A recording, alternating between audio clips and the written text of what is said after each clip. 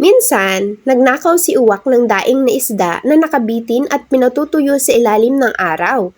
Inilipad niya ito at siya ang dumapo sa sanga ng puno ng kamatsili. Dito siya umupo at kumain. Nakita siya ni Lamiran, isang musang na naninirahan sa paanan ng punong kahoy. Tumingala si Lamiran at nagsabi, "Napakaganda naman ng makintab at itim mong balahibo, Uwak." Nagmukhang kagalang-galang ang Uwak nang marinig niya ang papuri.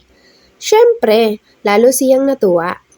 Ipinagaspas niya ang kanyang pakpak. Katangi-tangi ang ganda mo, Uwak, lalo na kapag naglalakad ka. Napakahinhin mo kasing kumilos, dugtong ni Lamiran. Dahil hindi agad nahalata ni Uwak ang panloloko sa kanya, nagpalipat-lipat siya sa mga sanga na para bang isang hari. Narinig ko kahapon na malamig at matamis daw ang boses mo. At ang lahat ng nakakarinig ay nabibighani. Pwede ko bang marinig ang ilan sa iyong mga nota? Makisig na, Uwak? Sabi ng tusong Lamiran.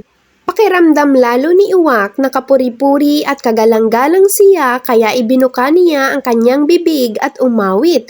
Uwak, uwak, uwak, uwak!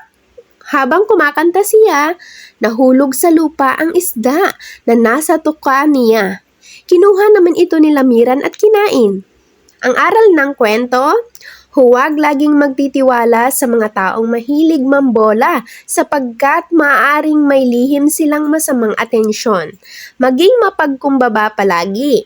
Ang kayabangan ni Uwak ang naging dahilan upang magamit ito ni Lamiran laban sa kanya at mawala ang iniingatang pagkain.